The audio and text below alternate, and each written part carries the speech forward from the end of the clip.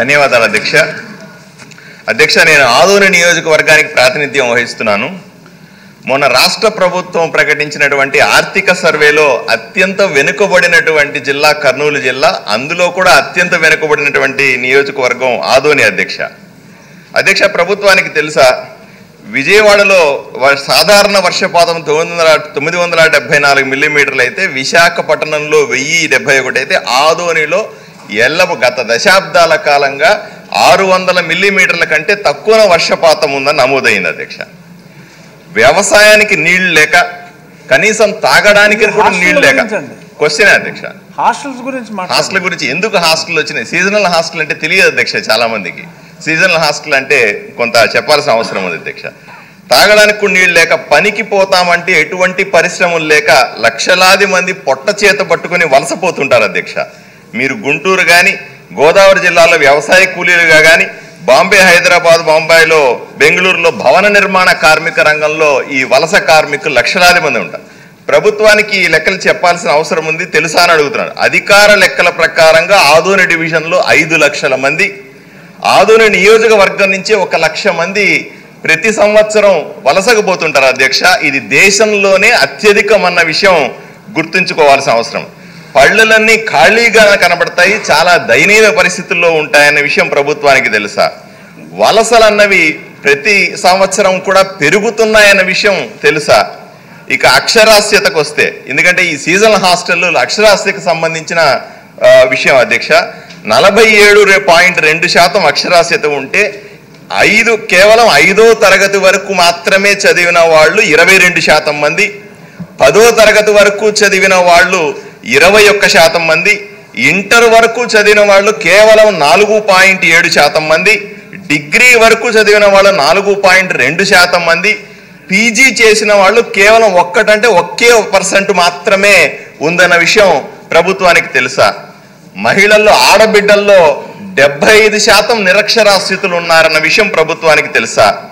బాల కార్మికులు 6 సంవత్సరాల నుంచి 14 సంవత్సరాల మధ్య 8% మంది ఆదోనిలో ఉన్నారు. ఇది దేశంలోనే అత్యధికమన్న విషయం రాష్ట్ర ప్రభుత్వానికి తెలుసా అని అడుగుతా ఉన్నా. ప్రభుత్వం సర్వశిక్షా అభియాన్ పథకం ద్వారా సీజనల్ హాస్టల్ ఏర్పాటు చేశారు. ఉద్దేశం ఏం చెబుతారంటే, వలసలు నివారిస్తాం, పిల్లల చదువు కొనసాగిస్తాం, డ్రాప్ అవుట్స్ను ఆపుతామని చెప్తా ఉన్నారు. సార్ అధ్యక్ష, ఇప్పుడు హాస్టల్, మీరు సీజనల్ హాస్టల్ అంటున్నారు, ఇది హాస్టల్ కాదు అధ్యక్ష, భోజనం పెడతారు అధ్యక్ష. అక్కడ ఉండడానికి ఏం వసతులు ఉండవు, పొద్దున టిఫిన్ పెడతారు, రాత్రి భోజనం యాడ్ చేస్తే దాన్ని మళ్ళీ ఇంటికి వెళ్ళిపోవాలి, దీన్ని హాస్టల్ అంటారు అధ్యక్ష. నేను సూటిగా అడుగుతా ఉన్నాను, తల్లిదండ్రులు వలసలకు వెళ్ళే సందర్భం లక్షలాది మంది పిల్లలను ఇంట్లో వదిలిపెట్టడం సాధ్యం కాదు కాబట్టి, లేదా ఆడబిడ్డలైతే రక్షణ కరువు అవుతుంది, ఆడబిడ్డలను ఇంటి దగ్గర వదిలిపెడితే అనే ఉద్దేశంతో తీసుకెళ్తారు, స్కూల్ డ్రాప్అవుట్స్ అవుతాయి అధ్యక్ష. కేవలం భోజనం పెట్టడం ద్వారా వాళ్ళకి ఎటువంటి ఉపశమనం కలగదు అన్న విషయాన్ని నేను మీ ద్వారా ప్రభుత్వానికి తెలియజేస్తాను. కర్నూలు జిల్లాలో 34 సీజనల్ హాస్టల్ నడిపారు, 35 నడిపారండి, కానీ పిల్లలు లేరు. పిల్లలు లేకపోవడానికి కారణం ఏమిటి అంటే, పిల్లలందరినీ కూడా తల్లిదండ్రులు తీసుకెళ్లిపోయారు. ఇక్కడ హాస్టల్స్ పేరు చెప్పి కోట్లాది రూపాయలు బిల్లులు రాసి తినేశారన్న విషయం రాష్ట్ర ప్రభుత్వానికి తెలుసా? ఇది కేవలం సీజనల్ హాస్టల్ అనేది కంటి తుడుపు చర్య మాత్రమేనా అని అడుగుతా ఉన్నాను. నేను ఆదోని ప్రజల నుంచి ఒక చేతులెత్తి మొక్కుతానని అధ్యక్ష, పిల్లల కోసం కనీసం హాస్టళ్లు పెట్టండి. సీజనల్ హాస్టల్ అంటున్నారు కదా, హాస్టళ్లు పెట్టట్లేదు, ఇప్పుడు భోజనం మాత్రమే పెడతా ఉన్నాం. నిజంగా మాకు 10 హాస్టళ్లు పెట్టండి. ఉన్న బీసీ హాస్టళ్ళన్నీ ఎస్సీ హాస్టల్ కిక్కిరిసిపోయాయి. 100 మంది అడ్మిషన్లు ఉన్నటువంటి బీసీ ఎస్సీ హాస్టల్లో 200 మందికి పైన అడ్మిషన్లు జరుగుతున్నాయన్న విషయం తెలుసా అని అడుగుతా ఉన్నాను అధ్యక్ష. ఎన్నికలప్పుడు కేవలం కరువు నివారిస్తామని ఉపన్యాసాలు ఇస్తాం, కానీ దశాబ్దాలుగా మార్పు లేదు. దయచేసి సాగునీటి, తాగునీటి ప్రాజెక్టులు పూర్తి చేయండి, పరిశ్రమలు పెట్టండి, స్కూల్స్, కాలేజు, హాస్టళ్లని ఏర్పాటు చేయాల్సిందిగా మిమ్మల్ని వేడుకుంటున్నాను అధ్యక్ష. సరే, ఎంతవరకు సంబంధం ఉందో మంత్రి గారు సమాధానం చెప్తారు. అధ్యక్ష, ఇది దయచేసి గౌరవ సభ్యులందరూ ఫాలో అవ్వాల్సిన ఇష్యూ అధ్యక్ష. పార్థసారథి గారు మంచి ప్రశ్న వేశారు అధ్యక్ష. నేను యువగలం పాదయాత్ర చేసినప్పుడు ఆలూరు, ఆదోని, ఈ ప్రాంతంలో పాదయాత్ర చేసినప్పుడు నేను స్వయంగా చూశాను అధ్యక్ష. వలసలుగా ఉద్యోగాలు ఉపాధి కోసం కుటుంబాలు వెళ్తాం అధ్యక్ష. నేను ఇప్పుడు కూడా బాగా గుర్తారు అధ్యక్ష. బొలెరో ఆపి నేను చూస్తే కింద ఆడవాళ్ళు ఉన్నారు, పైన ఒక చెక్కేసి దానిపైన మగవాళ్ళు కూర్చున్నారు. అంటే ఎండకి ఆడవాళ్ళు ఇబ్బంది పడతారు. నేను లెక్క పెట్టినంత వరకు 200 బండ్లు ఒకే రోజు నేను నడుస్తూ వెళ్తుంటే ఒక రోజు 200 బండ్లు నన్ను దాటుకుని వెళ్ళాయి అధ్యక్ష. నాకు ఇప్పుడు కూడా బాగా గుర్తు, అక్కడ నేను హామీ ఇచ్చాను లిఫ్ట్ ఇరిగేషన్ ప్రాజెక్ట్ కానీ అది నేను క్యాబినెట్ మీటింగ్లో కూడా చర్చించాము. అది తప్పనిసరిగా చేసి సాగునీరు కర్నూలు పార్లమెంట్కి అందజేసే బాధ్యత ఎన్డీఏ ప్రభుత్వం తీసుకుంటుంది. గౌరవ ఇరిగేషన్ శాఖ మంత్రి గారు ఇక్కడనే ఉన్నారు, ఆయన కూడా తెలుసు, ఎందుకంటే మేము చాలాసార్లు మాట్లాడుకున్నాం. వాస్తవంగా అధ్యక్ష నంద్యాలలో పాదయాత్ర చేస్తే నంద్యాల తర్వాత కర్నూలుకి వచ్చా, తెలిసిపోయింది అధ్యక్ష. ఈ పార్లమెంట్ నుంచి ఆ పార్లమెంట్కి వచ్చా నాకు అర్థమైపోయింది. స్టాక్ డిఫరెన్స్ ఉంది రెండింటి మధ్యన. సో అది నేను స్వయంగా చూశాను. ఇది చాలా సీరియస్ ఇష్యూ, దాంట్లో ఎలాంటి సందేహం లేదు. ముందరగా మీరు అన్నట్టు సాగునీరు తాగునీరు అందజేయాలనేది మేము లక్ష్యంగా తీసుకున్నాం. గౌరవ ఉప ముఖ్యమంత్రి గారు పవన్ అన్నకు కూడా నేను 2-3 సార్లు ఇష్యూ చెప్తాం కూడా జరిగింది. అది ఫస్ట్ ఇష్యూ. రెండోది, ఇప్పుడు పార్థసారథి గారు అన్నారు గ్రాస్ ఎన్రోల్మెంట్ రేషియో కానివ్వండి, లిటరసీ రేట్ కానివ్వండి, డ్రాప్ అవుట్ కూడా చూస్తే అన్నిట్లో కర్నూలు జిల్లా కర్నూలు పార్లమెంట్ వెనుకబడి ఉంది. అది వాస్తవం, దాంట్లో ఎలాంటి సందేహం లేదు.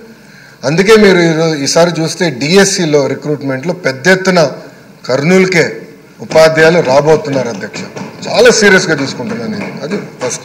రెండోది, అపార్ ఐడి అని కేంద్ర ప్రభుత్వం ఇప్పుడు స్లోగా మ్యాండేట్ చేస్తున్నారు. అంటే పిల్లలకి జీవితాంతం ఒక ఐడి వచ్చేస్తుంది, ఆధార్కి ఇంటిగ్రేట్ చేసి ఒక ఐడి వస్తుంది. సో కేజీ నుంచి పీజీ వరకు అదే ఐడి వాళ్ళతో ట్రావెల్ అవుతుంది. సో ఇప్పుడు మేము మాట్లాడుకున్నది ఏంటంటే అపార్ ఐడి ద్వారా మేము ట్రాక్ చేద్దాం. ఒక కంట్రోల్ రూమ్ పెట్టి ట్రాక్ చేసి పిల్లలు ఎక్కడున్నారు, ఒక వారం పాఠశాలకు రాకపోతే ఎందుకు రావట్లేదు, ఎక్కడికి వెళ్ళారు ఈ పిల్లలు అనేది ఇప్పటి నుంచి ట్రాక్ చేద్దాం. సో ఆ ఐటీ ఇన్ఫ్రాస్ట్రక్చర్ మొత్తం మేము తయారు చేస్తున్నాం. ఎడ్యుకేషన్ పైన ఎటుకో షార్ట్ డిస్కషన్ ఉంది, ఇన్ డీటెయిల్ వెళ్ళిపోతే ట్రాక్ చేసి ఒక్కరు కూడా డ్రాప్ అవుట్ అవ్వకూడదు. ఇక్కడ 2 విషయాలు. ఒకటి, మీరు అన్నట్టు హాస్టల్ చాలా లిబరల్గా వాడేసాం. మీరు ప్రశ్న అడిగారో లిబరల్గా చెప్పాం. మీరు అన్నట్టు బ్రేక్ఫాస్ట్ లంచ్ డిన్నర్ ఇక్కడ హాస్టల్ వసతులు లేవు, అది వాస్తవం, అందరు తెలిసిన విషయం. కానీ మేము ఆలోచించే 2 విషయాలు. ఒకటి, ఇప్పుడున్న సంక్షేమ హాస్టల్స్ ఎట్లా బలోపేతం చేయాలి. ఒక భాగం అయితే వలసలుగా వెళ్తారు అధ్యక్ష. ప్రధానంగా వాళ్ళందరూ మిర్చి సమయంలో ఇక్కడికి వచ్చి గుంటూరులో ఎక్కువ శాతం మంది ఇక్కడ ఉంటారు. సో వాళ్ళు ఇక్కడికి వచ్చినప్పుడు ఇక్కడ అడ్మిషన్స్ ఇవ్వచ్చా, దానికి విధి విధానాలు ఏంటి అంటే వచ్చేదే ఒక 4 నెలలు 5 నెలలకి ఇక్కడ అడ్మిషన్స్ ఇచ్చి వాళ్ళ పిల్లలకి చదువు ఇక్కడ కొనసాగించవచ్చా. ఎందుకంటే అక్కడ స్కూల్ కిట్ ఎట్టుకు ఇస్తాం కనుక ఇక్కడ చేయొచ్చు. ఆ ట్రాకింగ్ కూడా ఇప్పుడు మొదలు పెడతాం. అది ఒక భాగం. అంటే ఒక పక్కన హాస్టల్స్, ఇంకో పక్కన ఈ ట్రాకింగ్ 2 ఉంటేనే డ్రాప్ అవుట్ రేట్ తగ్గుతుంది, దాంట్లో ఎలాంటి సందేహం లేదు అధ్యక్ష. గౌరవ సభ్యులు చెప్పినట్లు ఇప్పుడు 24-25 బడ్జెట్లో 121 సెంటర్, అంటే రాష్ట్ర వ్యాప్తంగా 121 సెంటర్లో కేవలం 6,040 మంది విద్యార్థులకి 6,04,00,000 రూపాయలు ఖర్చు పెడతాం జరిగింది. మీరు చూస్తే గతంలో కూడా డీటెయిల్స్ మొత్తం నా దగ్గర ఉంది అధ్యక్ష. అంటే ఎక్కడ ఒక రేషియో లాగా లేదు. కొన్ని సంవత్సరాలు ఎక్కువ ఉన్నాయి, కొన్ని సంవత్సరాలు దాదాపు 10 కోట్లు ఖర్చు పెట్టాం.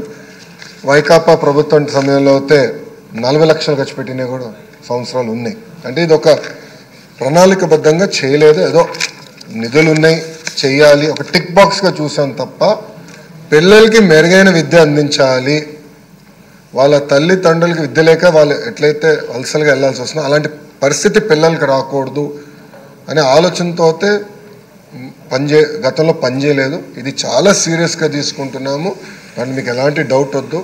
అసెంబ్లీ సెషన్లు అయిన తర్వాత కూడా గౌరవ సభ్యులందరితో కూర్చుంటాను, ఆ పార్లమెంట్ సంబంధించిన సభ్యులతో.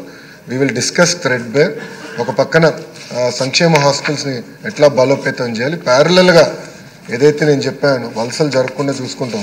ఒకటైతే అక్కడ కూడా మెరుగైన విద్య ఎట్లా అందించాలి, ఒకవేళ వేరే జిల్లాలకు వెళ్ళినప్పుడు అక్కడ ప్రభుత్వ పాఠశాలలో విసులుబాట కూడా కల్పించే విధంగా చేసే బాధ్యత మన ఇండియా ప్రభుత్వం తీసుకుంటుంది. అంతేకాకుండా అధ్యక్ష, గ్రాస్ ఎన్రోల్మెంట్ రేషియో కానీ, దాంట్లో స్టూడెంట్ టీచర్ రేషియో కానీ, అన్నిట్లో మన పార్లమెంట్ అంటే కర్నూలు పార్లమెంట్ వెనుకబడి ఉంది, దాంట్లో ఎలాంటి డౌట్ లేదు.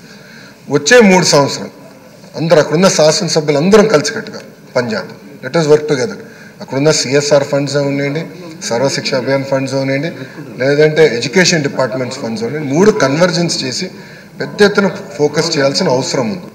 దాంట్లో ఎలాంటి డౌట్ లేదు. చేద్దాం, కలిసికట్టుగా చేసి 3 సంవత్సరాలు మార్పు తీసుకొచ్చే బాధ్యత మనందరం తీసుకుందామని సభాముఖంగా గౌరవ సభ్యులు తెలుపుకుంటూ, మన ప్రభుత్వం ఈ ఇష్యూని చాలా సీరియస్గా తీసుకుంటుంది. ఆల్రెడీ ఆర్టికల్స్ కూడా, ఎందుకంటే ఇది ఆల్రెడీ మాకు ఒక ట్రాకింగ్ సిస్టమ్ పెట్టుకున్న ఆర్టికల్స్ కూడా వచ్చినాయి. ఏ పేపర్లో వచ్చినా కూడా మేము చాలా సీరియస్గా తీసుకుంటున్నాం. అంటే బ్లూ మీడియాలో వచ్చినా కూడా, బ్లూ మీడియాలో వచ్చిన ఆర్టికల్కి వెయిట్ ఉందా లేదా రివ్యూ చేసిన తర్వాత నిర్ణయం తీసుకుంటున్నాం. ప్రతిదీ చాలా సీరియస్గా తీసుకుంటున్నాం. మీకు డౌట్ వద్దండి ఈ విషయంలో. మేము రాబోయే 2-3 నెలలు మార్పు అనేది మీరు గమనిస్తారు. ఇంకేమైనా ఫీడ్బ్యాక్ ఉంటే కూడా గౌరవ సభ్యులు తప్పనిసరిగా మాకు ఇవ్వండి. కలిసికట్టుగా ఇది సీరియస్గా తీసుకుందని గౌరవ సభ్యులు తెలుసుకుంటూ నేను సెలవు తీసుకుంటాను. వివిడి న్యూస్ టీవీని తక్షణమే సబ్స్క్రైబ్ చేసుకోండి. నోటిఫికేషన్ కోసం బెల్ ఐకాన్ క్లిక్ చేయండి. మరిన్ని అప్డేట్స్ కోసం ప్రతి ఒక్క కుటుంబానికి ఉచిత ప్రకటనలు వచ్చే విధంగా మీకోసం మీ ముందుకు వివిడి న్యూస్ టీవీని ఏపీ ఫైబర్ నందు 99వ ఛానల్ మరియు యూట్యూబ్ నందు వీక్షించెదరు.